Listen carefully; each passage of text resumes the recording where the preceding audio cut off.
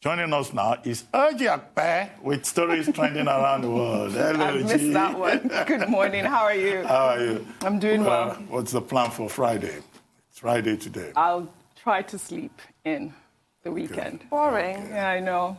I'm exhausted. How are you? I'm great, thank you. You look great. Thank you, so do you. Good morning, Rufai. How are you? Good morning, Oji. You said you would try to sleep, but don't forget the weekend has a mind of his own sometimes. Everything's got a mind That of was its own. such a nice pun. Good job. The weekend has a mind of his own. You say you are We going all to know sleep, that. but the weekend we say you Well, have now a we mind know, of your thanks own. to Dr. Abati. Yeah. Well, good morning to you, viewers. We begin what's trending in Nigeria. The presidency has shed more light on the approval of $1.96 billion for the construction of Kano-Katsina Jibia Maradi railway line between Nigeria and Niger Republic. In a series of tweets on Thursday, Senior Special Assistant on Media and Publicity to the President, Garba Shehu, said Nigeria was not building a rail line into Niger Republic, but to the border town of Maradi.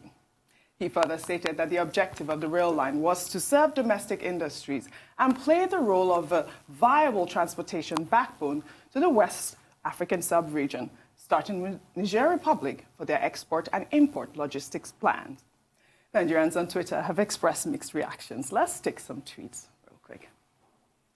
One user wrote, Niger trades less than $5 billion per annum with the world, both imports and exports. That's the total value of their trade. The most valuable thing in that sum is uranium, which goes to France.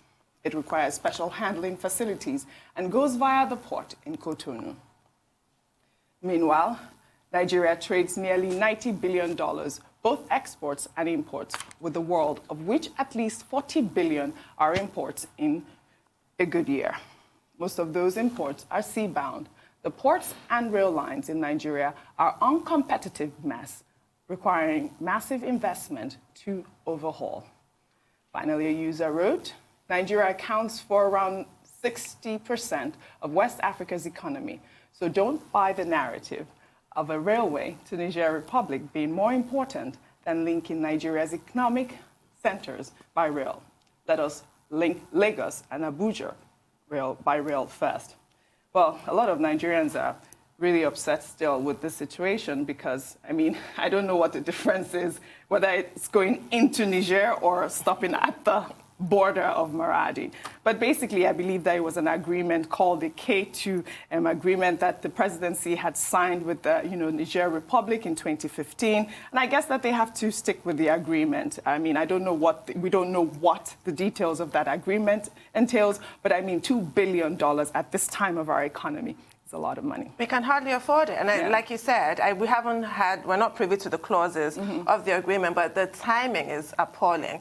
And yes, it makes a lot of sense from the perspective of Niger. If I was Niger, I would be delighted because I remember their food crisis that they had about maybe 10 years ago. Yes. Nigeria was so helpful in that lapse that they had. You know, there's that industrial heartland in the north of Kano, Kaduna, Jos, that's valuable to Niger. But of what value is Niger to Nigeria? Right now, charity begins at home. We cannot squander our resources in this fashion. $2 billion is a waste at this point on such an enterprise. Well, a number of points. One, I don't know why Garba Shehu felt that he needed to provide an explanation, which appears really special. Because for him to say that, well, Niger will build to a designated border point, and Nigeria will construct its own rail line to a designated border point. Did he assume that as Nigerians, we will expect that Nigeria will go into Niger to go and build a rail line to Maradi? What Nigerians are saying is that in terms of priority, this is not a priority for Nigeria at this time. Two, we are aware, however, that as part of the whole idea of integration in Africa, African leaders have always talked about the superhighway in Africa. There's also the West African gas pipeline, to create linkages among African countries. Now, if this is in the context of that, okay, that's at the level of, general objectives of integration of transportation in Africa. Because, in Africa, it is more difficult for two countries in Africa to do trade with one another than it is for an African country to trade with a country in Europe. But again, the counterpoint is that in terms of priorities, in terms of strategic value, a rail line to Niger is not a priority. He says it will open up agricultural produce and all of that. Which agricultural produce do they have in Niger? Cereals. Cattle. Yeah. You know, so, They have cereals. that's, you know, what will come Cattle. to the mind of the average Nigerian. So, okay, are we building a rail line for purpose of livestock? Now, another commentator, one of those commentators, made a point about trade balance between Nigeria and Niger and the volume of trade or the trade balance, imports and exports of those two countries. See the gap so much. So for us, Niger may not be so strategic in terms of that trade. Yeah. Then another commentator made a point about the state of rail infrastructure in Nigeria. Yesterday, we mentioned Ibadan to Kano. We mentioned Lagos to Ibadan. We mentioned Port Harcourt to Maiduguri rail line. These are rail lines that are waiting, you know, to be constructed inside Nigeria. Imagine the volume of trade between Lagos and Ibadan alone, if we get that through. How that will ease off a lot of things. You know, make life easier for Nigerians. If it is a, you know, if it is a standard of international standard, of course. It means basically, somebody can live in Ibadan and work in Lagos and vice versa. Those are the kind of transformational things that Nigerians, you know, are looking forward to. The Niger project at the time of COVID, at a time when Nigeria is complaining about absence of fiscal buffers, low revenue, drop in crude oil exports and prices, you know, then we say we want to build rail. No, that to Niger. No, it's not a priority. I mean, I'm not convinced. I don't think anyone is convinced at this point, Rufai. I'm not convinced either. I asked a question yesterday, and I expected Mr. Garba Shehu to answer that question. I said, what's the cost-to-benefit ratio in monetary terms of the projects? He couldn't answer. I'll give you an historical background to rails in Nigeria. 1896, we started. The British built the first one. Guess what? They built it directly to Apapa because it was funneling goods to Apapa for onward exports. 1906, the British extended that rail line from Lagos to Ibadan, from Ibadan to Osogbo, because the cocoa market had opened up in Osogbo, and that was another viable market. So they would collect cocoa and put it and funnel it. It all terminated at Apapa. Then they went ahead to build other rail line connecting the north.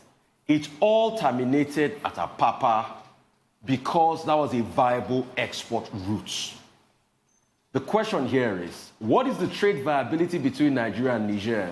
Almost non-existent. I will still favor, even if you want to say for African integration, I will still favor you building a train or a rail line to Cotonou. Do you know the amount of trade that goes on between Nigeria and Benin Republic? I will still favor that trade. Dr. Abati talked about, it's called the Trans-African Highway. The Africa Development Bank put about $5 billion down for this so that we can have a super highway from Lagos to Abidjan. Those are good connecting projects. If that highway starts, and if the trains start on that highway, can you just imagine the number of trade, the amount of trade that will go on from Lagos to Abidjan? Lagos to Ibadan is another great trading route. The capacity of trade that goes on there. Lagos to Calabar will open this country up to unprecedented opportunities. Ibadan to Kano. Kano historically in the 1700s used to be the biggest grain markets in West Africa. So if they say because of grain they want to build a rail line to Niger, are they telling me Niger has more grain than Kano? So these are the questions on ground. And that's why it looks very bad. Anywhere they have done major infrastructure of rail, it's always because of trade consideration. If the British didn't see a need to extend the Lagos to Ibadan line in 1906 to Osogbo, if they didn't see a commercial need, they wouldn't have done it. Project always goes as regards the commercial viability of those projects. So I put it back to Mr. Garba Shehu. Please, in Naira and Kobo terms, if you can tell me the cost-benefit ratio of this project, I will be your greatest supporter. But now, I don't see it. Good point, Rufai. Well, don't let's personalize it. Garba Shehu is just doing his job as a spokesperson, trying to explain government policy. He wants to know. Left to me, he shouldn't have said anything. He should have allowed it to go. Well, as a Nigerian doctor, but Rufai has the right to ask questions. I guess that's what it is. I'm not questioning the questions. No, Rufai is asking. We should not target. We're not targeting. Okay, I'm not targeting Mr. Garba Shehu. I I just want if the Ministry of Transport can get a cost-benefit ratio. All right, I take that back. And what if the Ministry of Transport can give us a cost-benefit ratio, for my education? I just want to see, the cost-benefit ratio as a way of my education. Just the cost-benefit ratio. How will it benefit us in return? I will be the biggest supporter of this. But now, I've not seen this in this debate. That's what I want. All right, we'll take another story. Still in Nigeria. Well, in spite of the current economic downturn, the Minister of Information and Culture, Lai Mohammed, has explained why Nigeria needs to celebrate its Diamond Jubilee. He says despite the myriad socio-economic challenges, the country should celebrate in the spirit of Together at 60, the theme chosen for the anniversary. At a media briefing, he unveiled the activities for the 60th independence celebrations. The minister assured Nigerians that the Buhari administration is working to build a new Nigeria. Well, let's take a listen to him first before we come back for a discussion. Now, some may wonder why Nigeria needs to celebrate its Diamond Jubilee and all, at all, considering the myriad of social-economic challenges facing the country. And our answer to that is contained in our theme of Together. For a country that has gone through a bitter interceding civil war, years of political crisis, daunting security challenges, including religious and ethnic crises, etc., our unity and our resilience, which, by the way, is what Diamond represents, are worth celebrating. Also, in certain cultures, the age of 60 is seen at the beginning of a new cycle of life, and it's usually well marked. For Nigeria as a country, the administration of President Muhammadu Buhari offers a new beginning. The administration is working assiduously to build a new Nigeria, laying the building blocks for industrial and technological development by building massive infrastructures in the areas of power, roads, bridges, rail, etc., and by developing human capital. The administration is also fighting corruption, tackling insecurity, and diversifying the economy by leveraging ICT, creative industry, agriculture, mining, among others. And so, I say, let the celebrations begin. And this is wishing all Nigerians a happy 60th independence anniversary. Yes, let the celebrations begin. I mean, I feel like there is a lot to celebrate in Nigeria, despite everything that we've been through. And most of the time, I'm like, I can't even believe that we're able to stay together with all of the killings, all the insecurity, everything that has been going on. And I really love the point that he made about the age of 60 being a time, that brings a whole new circle. And I'm hoping that, with everything that has been going on in the country, things will begin to change. I hope so, too. And I agree with the minister. I do think we have so many challenges, but they're not insurmountable. Thank God for that. So we do have a lot to celebrate, and we ought to. Yeah. You're so right. I can't believe we're still standing, quite frankly. I'm always so proud of Nigerians. Well, I think President Buhari set the tone for Nigeria at 60 when he unveiled the logo and the theme. The theme is Together We Shall Be. The whole point of this one-year-long celebration is to harp on the theme of unity. And on that occasion, President Buhari again set the tone when he pointed out that, the biggest diamond that we have, the biggest content in that diamond, is the average Nigerian, our human resource. And that's something, of course, that we can celebrate from now till October 1 next year. Because if you look at the challenges that we have faced, in spite of that, Nigerians continue to excel all over the world. When Time magazine just yesterday compiled its list of 100 influential people in the world in the year 2020, Nigeria alone had 3. 4. 4. Remember, we claimed Giannis. Yeah, you added Giannis. We added it to that by ourselves. Okay, I hope, yes, okay, I get your point. No offense to me. We had 4, yes. On that list, and that's great. That's remarkable. And, at the end of the day, the point that we just need to stress is that whatever activities the government roll out, it should be low-key, as the president directed. It should be low cost. We shouldn't see any kind of flamboyance or extravagance at a time when the country is looking for money or is borrowing money, to address some of the other existential issues that we face. That's a good point. For me, most importantly, we have a lot to celebrate, but also let's not forget a part of our anthem that says, the labor of our heroes past shall never be in vain. So while we celebrate, I'd like to see in that celebration, I don't know the events lined up for the 1 year or 10-month celebration, I'd like to see celebration of people too that have made this country worthwhile, people that have laid down their lives, the likes of Dr. Adadevoh. I'd also like to see the celebration of life for the over 1,000 people that have died as a result of COVID-19. I'd also like to see a memorial, celebrating servicemen that have lost their life in the fight for this country. And every blood shed, really, because things that have gone under the ground of a nation makes up the nation. I mean, we stand on these grounds, but let's not forget that our compatriots and our patriots have shed their blood to be on this land for us to live. So for me, while we have the celebrations, but let's also spare a thought for all of the people that their blood washes our precious land. And their blood doesn't just wash our precious land like that, but it's because of the service towards the unity of this country. That's why their blood washes our precious land. Let's also remember them in this celebration. Let's also remember people living with some form of disability in this celebration. Let's make it as inclusive as ever. And happy birthday, Nigeria. Happy birthday, Nigeria. Yes. Always. Always. We'll take another story. The British High Commissioner to Nigeria, Katrina Liang, on Thursday responded to Nigerian government's claim that the visa ban imposed on electoral offenders was disrespectful to Nigeria's sovereignty.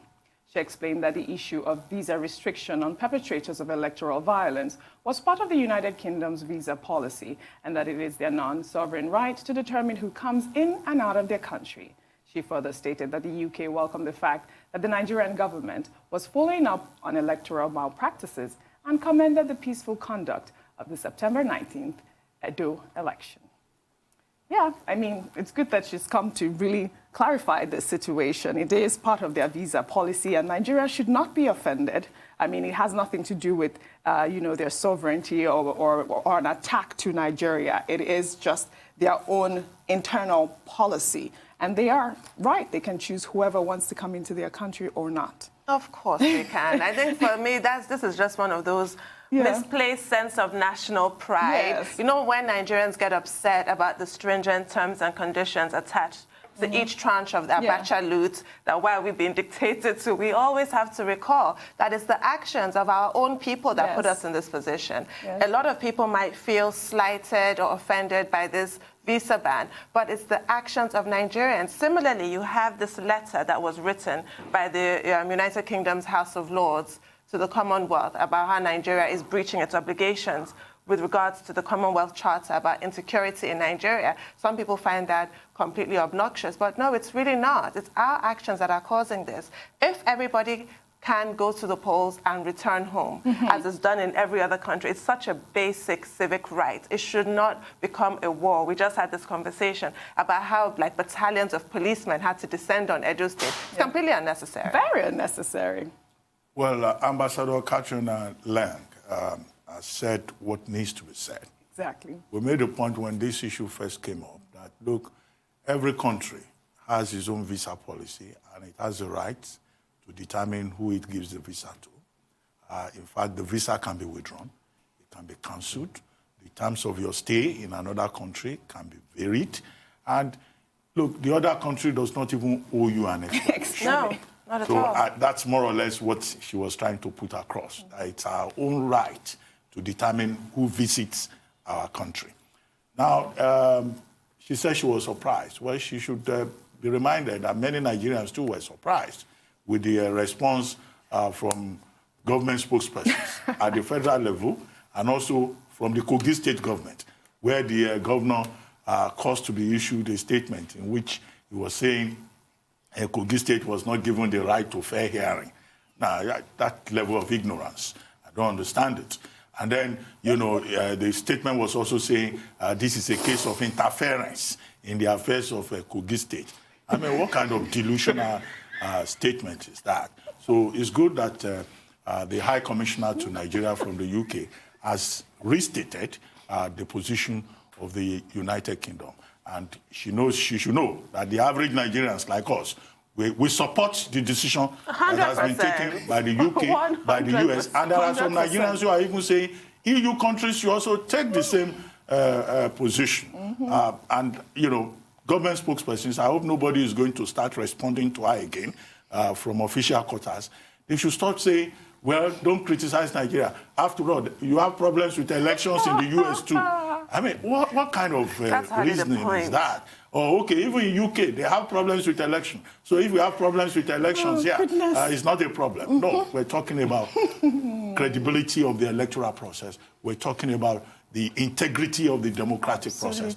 And Nigeria is signatory to many conventions that we just routinely violate. And we need to be constantly reminded that we are members of an international community, which is a rules-based international order. Yeah. You cannot violate those rules and claim sovereignty. Yes. Rufai, shall we take our final story before you can chat on both? We'll take our final story real quick. Let's take it. Yes. Dr. Abati, you want to trend again? No, it's that deadpan delivery that just kills me.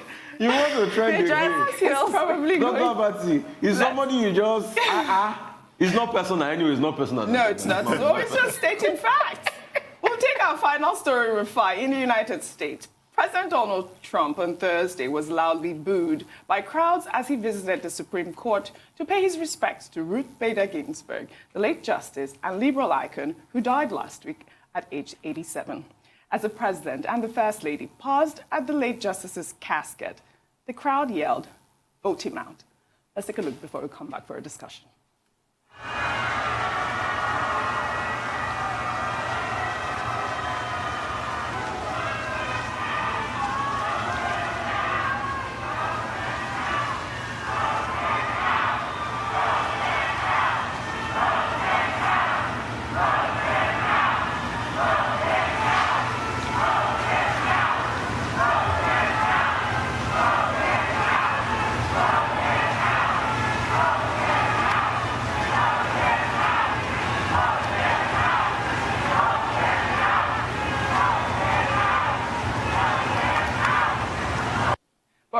As you can see, he felt like he was, he appeared to be unbothered by it. I mean, it didn't pain Trump. I don't know. Well, it's good that he was wearing a mask, so we couldn't really see his expression. Has he tweeted on it? I'm sure he will. Oh, of course. He's responded. He said he didn't hear. He's responded. Yes, that he didn't hear the chance. You trust Trump. He's quick to respond. He would have tweeted. You see, it's just reflective. At first, let me celebrate the woman Ruth Bader Ginsburg, notorious Ruth Bader Ginsburg herself, great woman of high repute. She's the first woman to be laid in state at the Rotunda. In fact, I checked it out, I hear that another woman had been laid in honor. That was Rosa Parks, civil rights struggle advocate, but she's the first to be laid in state, and it just shows what the voters, want. But I don't like hearing vote him out. You know why I say I don't like hearing vote him out? You have a chance to do it with your thumb, but you don't vote. A lot of Americans, too, don't vote. I mean, people that vote in America, about 100 million, a population of 300 million, too. So you have the power of your thumb to vote him out. Like Obama says, he says, don't boo, vote. Right. So early voting has started in places, in some states. It's time for them to go out and ensure they get registered and they vote their choice. But you see, to balance it out, it's a democracy. There are some people too that will say, vote him in. So it's about, you know, how democracy plays out here and how they vote in the electionary process. Right. So that is what is most important for me. Well, we need to go at this point, not enough time to take more comments on that subject. And thank you very much, Oji. Thank you very much. We'll see you on Monday. Have a great weekend, guys. Yes, you too.